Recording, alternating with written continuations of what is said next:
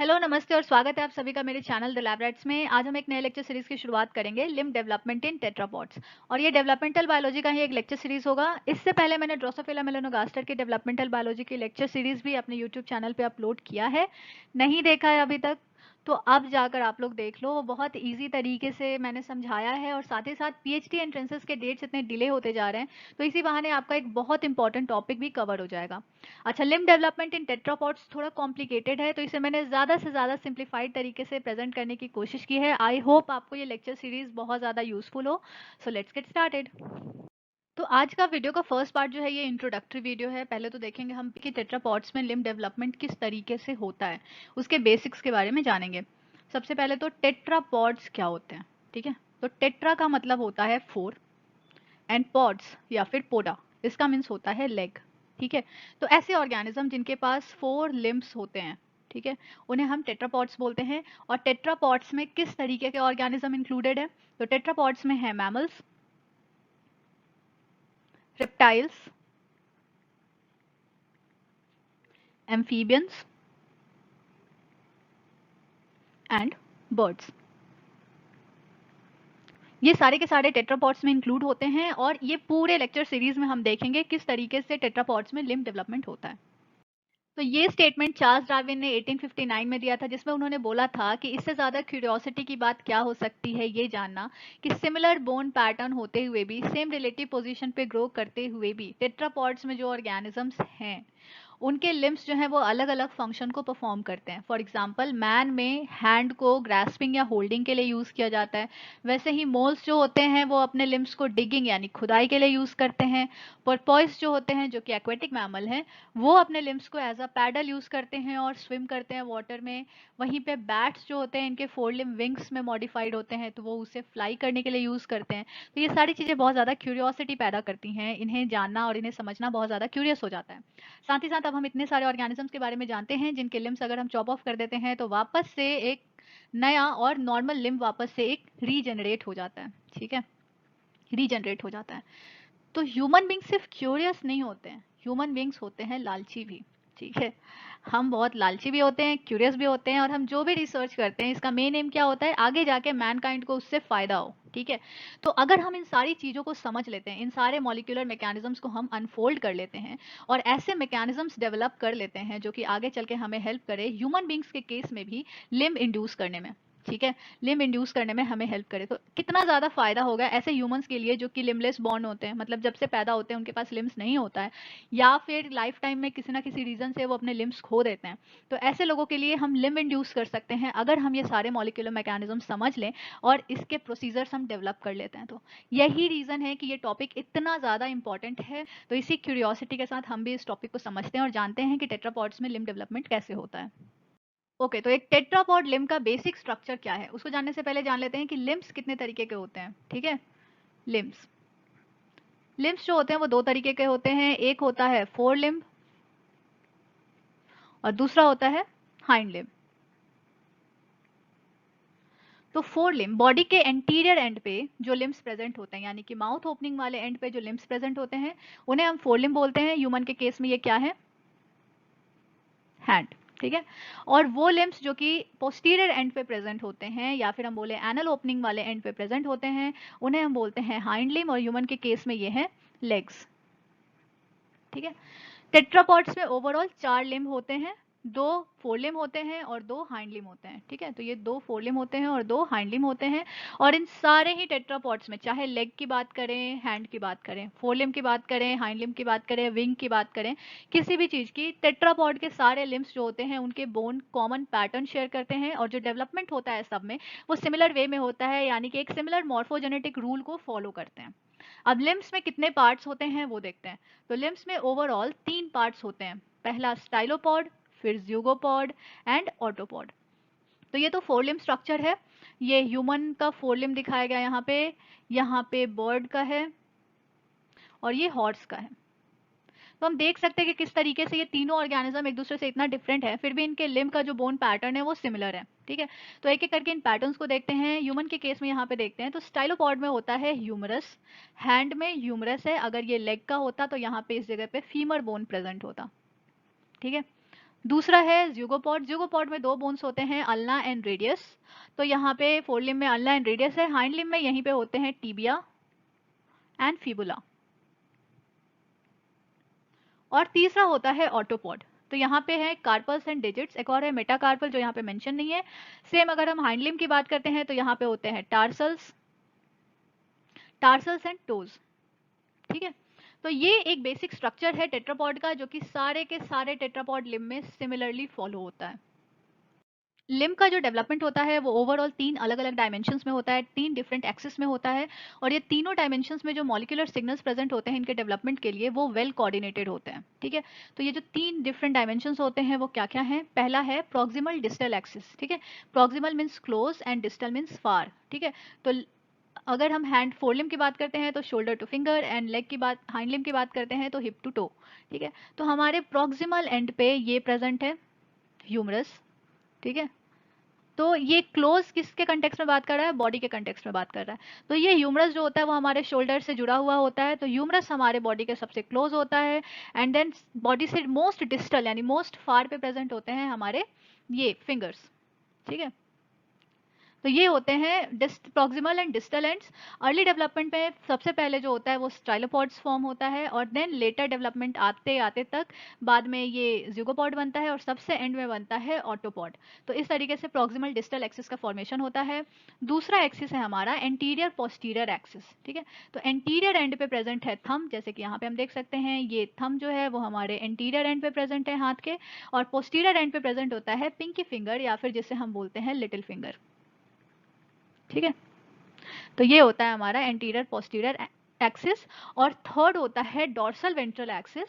तो ventral and पे यानी कि ये जो एंड है वेंट्रल एंड जो है यहाँ पे प्रेजेंट होता है पाम, हाथ के केस में पाम, या फिर लेग के केस में हम बात करें तो फुटसोल प्रेजेंट होता है। और डॉर्सल एंड पे प्रेजेंट होते हैं नकल्स। ठीक है, डॉर्सल एंड पे प्रेजेंट होते हैं नकल्स।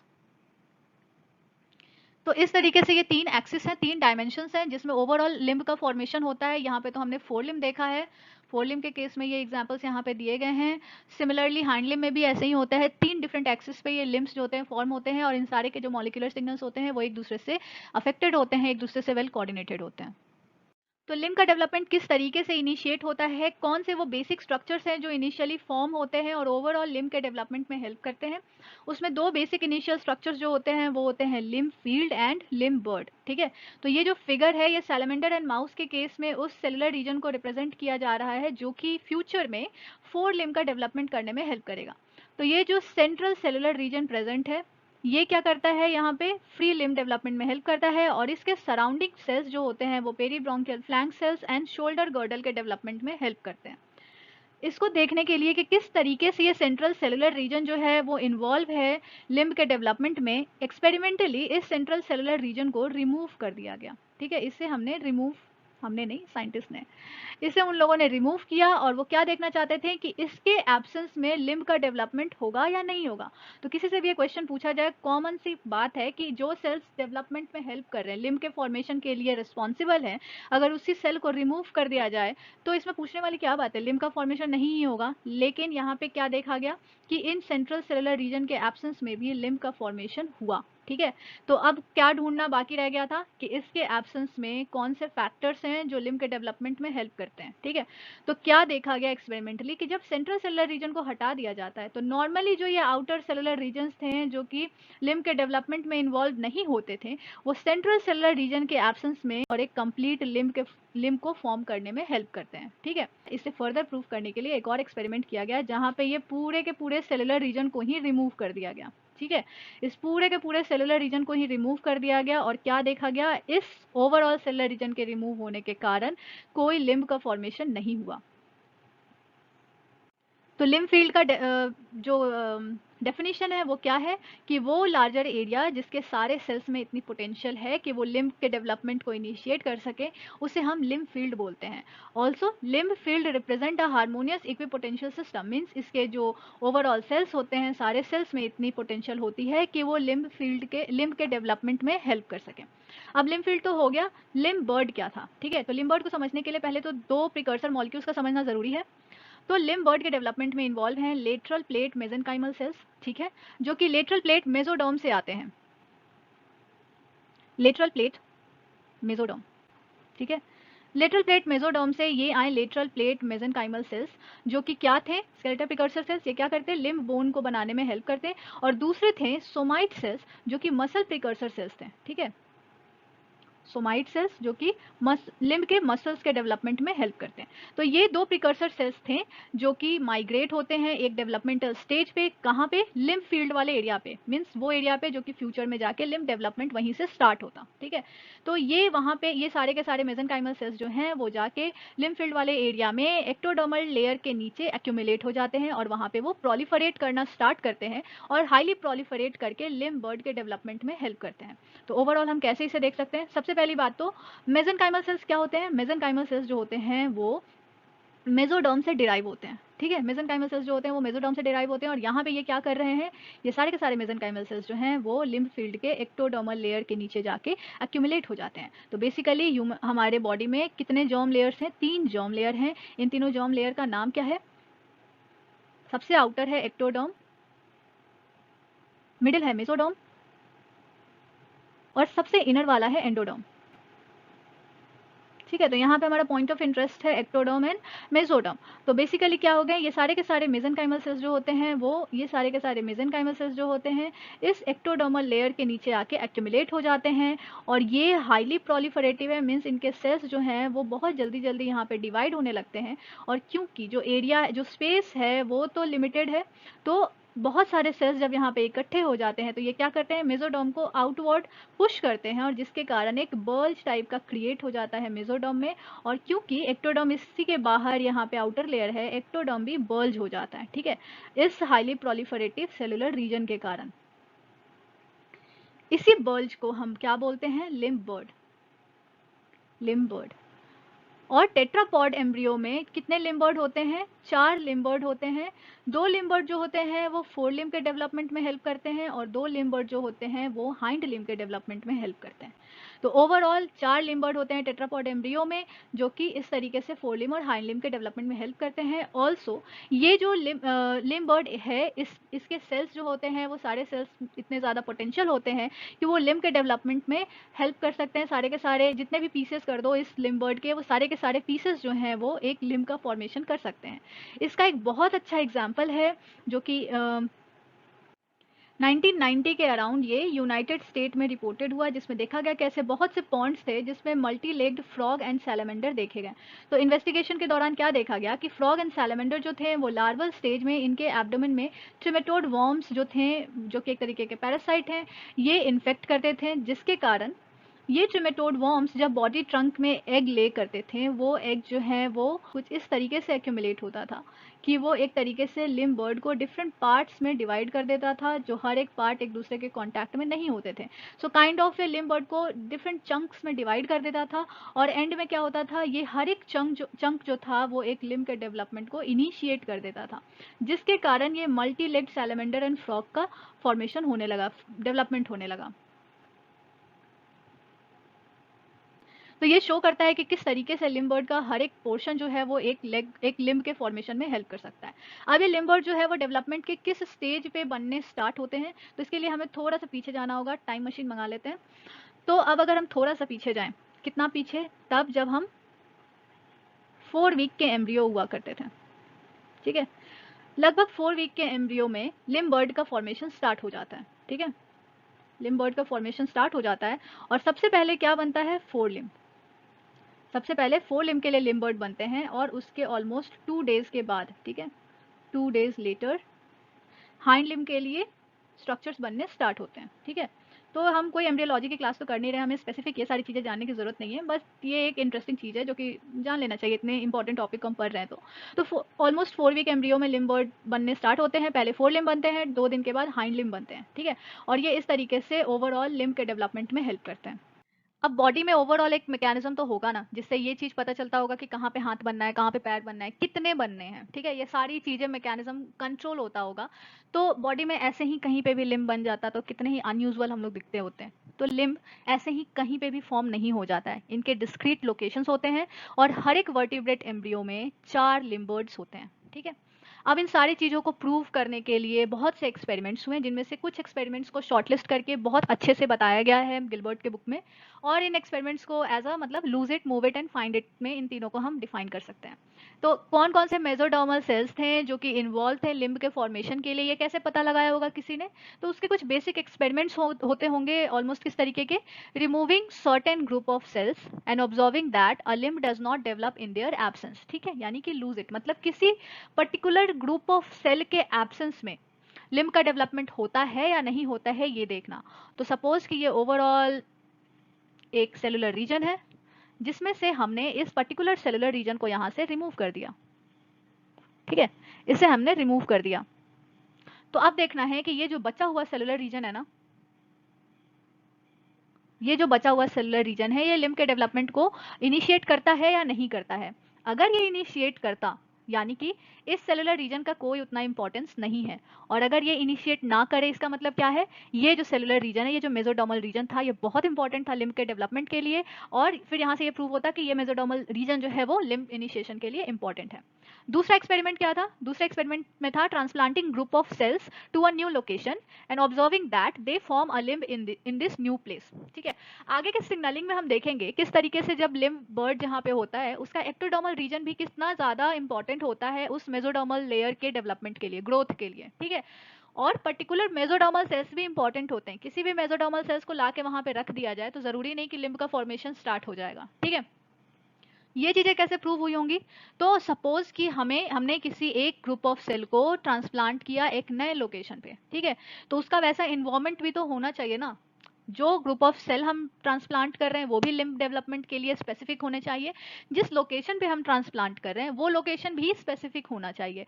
बॉडी में अगर 4 लिम्ब बर्ड हैं, ठीक है, सपोज ये बॉडी ट्रंक है और इसके 4 लिम्ब बर्ड्स हैं, 2 फोर लिम्ब के लिए और 2 हाइंड लिम्ब के लिए। ठीक है, इन लिम्ब बर्ड से हमने लिया मेसोडर्मल सेल्स और इन्हें हमने कहाँ पे ट्रांसप्लांट किया? कहीं पे भी ट्रांसप्लांट कर दिया। तो अब हम इसे देखेंगे कि ये मेसोडर्मल सेल्स जो हैं वो कहीं और ट्रांसप्लांट करने पे वहां पे लिम्ब के डेवलपमेंट को इनिशिएट कर रहे हैं या नहीं कर रहे हैं। ठीक है, एक तो ये हो जाएगा। दूसरा ये होगा कि हम बॉडी के कहीं के भी मेसोडर्मल सेल्स, सपोज ये पर्टिकुलर स्पेस से हम ये मेसोडर्मल सेल्स लेते हैं और इसे कहीं और या फिर इसे हम लिम्ब बर्ड वाले पोजीशन पे ही ले जाकर ट्रांसप्लांट करते हैं, तो इस केस में लिम्ब का डेवलपमेंट होता है कि नहीं होता है। अभी आगे के जो 2 एक्सपेरिमेंट है इसके आंसर्स आपको आगे चल के मिलेंगे, जब आप फर्दर ये स्लाइड को देखेंगे, आगे आने वाले सीरीज को देखेंगे, तो ये सारी चीजें क्लियर होंगी कि कितने स्पेसिफिक लिम्ब्स फॉर्मेशन होते हैं। मेसोडर्मल को कहीं पे भी कहीं पे भी ट्रांसप्लांट करने से लिम्ब का डेवलपमेंट होगा कि नहीं होगा। बट हाँ, ये एक्सपेरिमेंटल क्वेश्चंस किसी भी बुक में मिले भाई पढ़ जाओ, क्योंकि सी सेक्शन के क्वेश्चंस जो होते हैं डेवलपमेंटल बायोलॉजी से बेसिकली वो एक्सपेरिमेंट बेस्ड होते हैं। खास करके ये लिम्ब वाला जो होता है ये एक्सपेरिमेंटल बेस्ड होता है। तो एक्सपेरिमेंटल क्वेश्चन कहीं पे भी दिखे उसे जरूर देख लो, क्योंकि वो इजी होते हैं, बुक में अच्छे से समझाए भी होते हैं, और ये क्वेश्चंस आते हैं सीएसआर जैसे एग्जाम्स में। तीसरा एक्सपेरिमेंट क्या था? तीसरे एक्सपेरिमेंट में है कि marking group of cells with dye और radioactive precursors and observing that their descendant partake in limb development और नॉट। ठीक है, तो तीसरा काम क्या है कि सपोज हमने हमारा ये जो ओवरऑल सेलुलर रीजन है, इसमें से कोई पर्टिकुलर सेलुलर रीजन को, सपोज कि इतने वाले सेलुलर रीजन को हमने एक रेडियो एक्टिव डाई से लेबल कर लिया, और अब हम देखेंगे कि ये सेल्स जो हैं, इनके प्रोजेनी सेल्स जो हैं वो लिम्ब के डेवलपमेंट में इन्वॉल्व हैं कि नहीं है। ठीक है, तो ये इनके प्रोजेनी सेल्स जो हैं अगर लिम्ब के डेवलपमेंट में इन्वॉल्व होंगे तो उनके रेडियो एक्टिविटी से हमें पता चल जाएगी कि हाँ, इनके प्रोजेनी सेल्स मतलब ये वाले जो रीजन के सेल्स थे वो इंपॉर्टेंट थे लिम्ब के डेवलपमेंट में। तो ये 3 बेसिक एक्सपेरिमेंट्स थे जो किए गए मेसोडर्मल सेल्स को फाइंड करने के लिए कि कौन कौन से मेसोडर्मल सेल्स जो थे वो लिम्ब के डेवलपमेंट में इन्वॉल्व थे। तो लिम्ब बर्ड में ओवरऑल 3 बहुत इंपॉर्टेंट कंपोनेंट्स होते हैं। वो सारे कंपोनेंट्स क्या हैं? पहला है प्रोग्रेस जोन। ठीक है, प्रोग्रेस जोन इमीडिएट एक्टोडर्म के नीचे वाले जो मेसोडर्म होते हैं, जो कि हाईली प्रोलिफरेटिव स्टेट में होते हैं, उन्हें हम बोलते हैं। ये एक तरीके से अनडिफरेंशिएटेड जोन होता है और सेल्स कंटिन्यूअस प्रोलिफरेट करते रहते हैं। ठीक है, तो इन्हें हम प्रोग्रेस जोन बोलते हैं, और यही मेसेनकाइमल सेल्स जो है वो डिवाइड कर करके लिम्ब को आगे की तरफ मूव करते हैं, आगे की तरफ उन्हें ग्रो करने में हेल्प करते हैं। दूसरा है ZPA, zone of polarising activity. ठीक है, ये लिम्ब बर्ड के पोस्टीरियर रीजन में प्रेजेंट होते हैं। ये पोस्टीरियर रीजन हो गया, ये एंटीरियर रीजन हो गया, और ये यहाँ पे ZPA है, यानी जोन ऑफ पोलराइजिंग एक्टिविटी। ये हेल्प करते हैं एंटीरियर पोस्टीरियर एक्सिस के डेवलपमेंट में, लिम्ब के एंटीरियर पोस्टीरियर एक्सिस के डेवलपमेंट में ये इन्वॉल्व होते हैं। तीसरा है एपिकल एक्टोडर्मल रिज। तो एपिकल का मतलब क्या होता है? तो एपिकल का मतलब होता है एपेक्स। ओके, मतलब एकदम जो टिप पे प्रेजेंट हो। तो पहले तो हम ड्रॉ कर लेते हैं जरा अपना लिम्ब बर्ड को।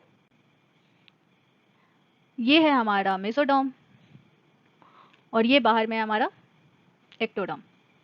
ठीक है, तो ये जो एक्टोडर्म के इमीडिएट नीचे में है ये मेसोडर्म है, जो कि कंटिन्यूअस प्रोलिफरेट होते रहता है और ये लिम्ब बर्ड को आगे की तरफ ग्रो करने में हेल्प करता है, जिसे हम पीजी बोलते हैं, प्रोग्रेस जोन बोलते हैं। कुछ यहाँ इंटीरियर रीजन पे हमारा जोन ऑफ पोलराइजिंग एक्टिविटी वाला रीजन है और ये हमारा एक्टोडर्म है। ठीक है, तो एक्टोडर्म के एपेक्स मोस्ट डिस्टल यानी मोस्ट बाहर वाले जो डिस्टल रीजन में जो एक्टोडर्मल रीजन है उसे हम एईआर बोलते हैं। ठीक है, तो ये जो एपिकल रीजन है एक्टोडर्म का, यहाँ पे जो सेल्स प्रेजेंट होते हैं, जो रीजन है ये, इसे हम एपिकल एक्टोडर्मल रिज बोलते हैं। ये एपिकल एक्टोडर्मल रिज बहुत ज़्यादा इंपॉर्टेंट है। इसका काम क्या है? ये कुछ ऐसे सिग्नलिंग को इनिशिएट करता है जो कि इस मेसोडर्मल सेल्स को कंटिन्यूअसली प्रोलिफरेट करने में हेल्प करते हैं। तो ये हो गया ओवरऑल हमारे 3 कंपोनेंट्स जो कि बहुत इंपॉर्टेंट कंपोनेंट्स है लिम्ब बर्ड का और ओवरऑल लिम्ब के डेवलपमेंट में इन्वॉल्व होते हैं। तो अभी हम देख लेते हैं कि लिम्ब बर्ड फॉर्मेशन के लिए कौन से सिग्नलिंग मॉलिक्यूल्स इन्वॉल्व हैं, क्या सिग्नलिंग पाथवे है, किस तरीके से लिम्ब बर्ड का फॉर्मेशन होता है। तो अभी हम एक फ्रेम तैयार कर लेते हैं, बेसिक फ्रेम, बेसिक स्ट्रक्चर तैयार कर लेते हैं लिम्ब बर्ड फॉर्मेशन के सिग्नलिंग मॉलिक्यूल्स का। और जैसे जैसे ये सीरीज एंड होने को आएगी हम प्रॉक्सिमल डिस्टल एक्सिस पढ़ लेंगे, एंटीरियर पोस्टीरियर पढ़ लेंगे, डोर्सल वेंट्रल पढ़ लेंगे। इन सारे के दौरान और भी बहुत से मॉलिक्यूल्स आएंगे जो कि इस ओवरऑल सिग्नलिंग पाथवे में ऐड होते जाएंगे और ये कंप्लीट होता जाएगा। तो अभी सारे मॉलिक्यूल्स पढ़ने से कंफ्यूजन होगा, अभी एक बेसिक फ्रेम तैयार कर लेते हैं और जब हम आगे सारे मॉलिक्यूल्स ऐड करेंगे इसमें तो हमें वो क्लियर होता जाएगा कि आखिर कहाँ पे ये सिग्नलिंग इन्वॉल्व हो रहा है। ठीक है, तो ओवरऑल अगर हम लिम्ब बर्ड के डेवलपमेंट को देखें तो सबसे पहले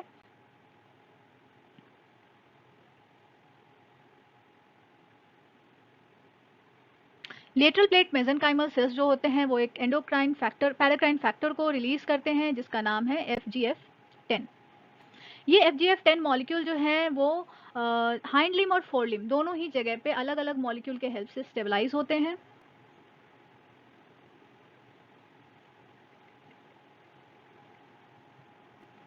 तो फोरलिम्ब के केस में जो मॉलिक्यूल इन्वॉल्व होता है उसका नाम है WNT2B एंड हाइंड लिम्ब के केस में जो मॉलिक्यूल इन्वॉल्व होता है उसका नाम है WNT8C। ये दोनों मॉलिक्यूल्स फोरलिम्ब और हाइंड लिम्ब वाले लिम्ब फील्ड के पोजीशन पे FGF10 को स्टेबलाइज करते हैं और वहाँ पे लिम्ब फील्ड के डेवलपमेंट को इनिशिएट करते हैं, लिम्ब बर्ड को फॉर्म करने में हेल्प करते हैं। अब ये जो FGF10 मॉलिक्यूल है इसका काम क्या है?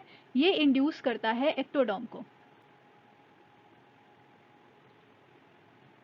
एक्टोडर्म इंड्यूस होने के बाद क्या करता है? अपने मोस्ट डिस्टल पोजीशन पे एक स्ट्रक्चर को फॉर्म करता है जिसे हम बोलते हैं AER या फिर एपिकल एक्टोडर्मल रिज।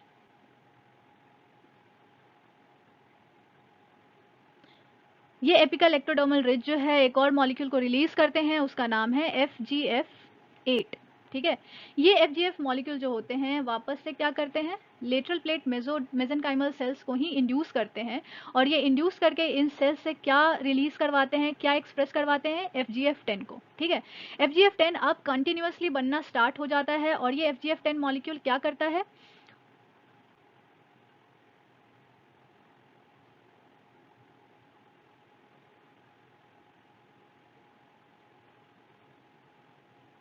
इन्हीं मेसेनकाइमल सेल्स के कंटिन्यूअस प्रोलिफरेशन में हेल्प करता है। तो एक तरीके से ये किस चीज़ का एग्जाम्पल हो जाता है? ये पॉजिटिव फीडबैक मैकेनिज्म का एग्जाम्पल है।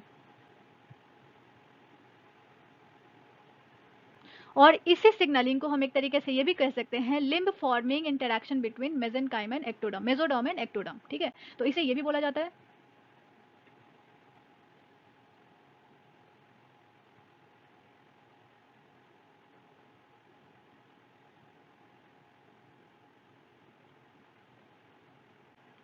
अब अगर ये मेसेनकाइमल सेल्स क्योंकि इंड्यूस हो चुके हैं, अगर हम यहाँ पे देखें ये मेसेनकाइमल सेल्स जो हैं वो इंड्यूस हो चुके हैं, तो ये क्या करेंगे? ये मेसेनकाइमल सेल्स जो हैं वो हाईली प्रोलिफरेटिव हो जाएंगे क्योंकि अब ये कंटिन्यूअसली FGF10 में रिलीज कर रहे हैं, जिसके कारण क्या होगा? मेसेनकाइमल सेल्स बल्ज आउट होंगे और लिम्ब बर्ड का फॉर्मेशन इनिशिएट हो जाएगा। साथ ही साथ ये कंटिन्यू रहेगा FGF10 जो है वो रिलीज होता रहेगा और ये सेल्स जो हैं कंटिन्यूसली प्रोलिफरेट करते रहेंगे और इस तरीके से ये सेल्स जो हैं वो आउटवर्डली ग्रो करेंगे और ओवरऑल लिम्ब के डेवलपमेंट को कंटिन्यू करेंगे, ओवरऑल लिम्ब का डेवलपमेंट हो जाएगा। तो एक कंटिन्यूस प्रोलिफरेशन का एक और इम्पॉर्टेंस है, वो क्या है कि कंटिन्यूस प्रोलिफरेटिव स्टेज में होने के कारण जो हमारे मेसेनकाइमल सेल्स हैं वो मेसेनकाइमल सेल्स जो है वो कार्टिलेजिनस सेल्स नहीं बनाते हैं। ये कंटिन्यूस प्रोलिफरेटिव स्टेज में ही रहते हैं और वो आगे की तरफ ग्रो करते जाते हैं और लिम्ब के डेवलपमेंट में हेल्प करते हैं।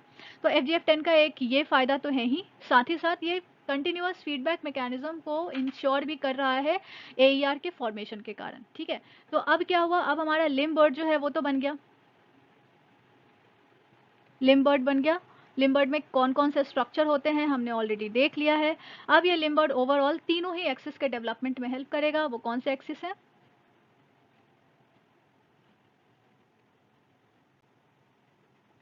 Proximal distal axis, dorsal ventral axis and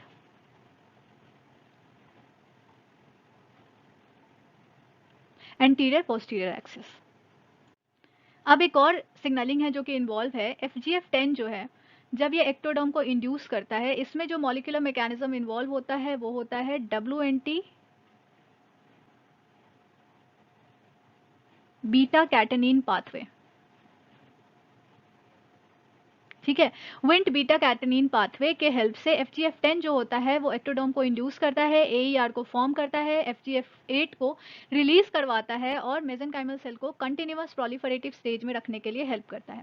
जो विंट मॉलिक्यूल यहाँ पे इन्वॉल्व होता है वो होता है विंट 3A या फिर विंट 3।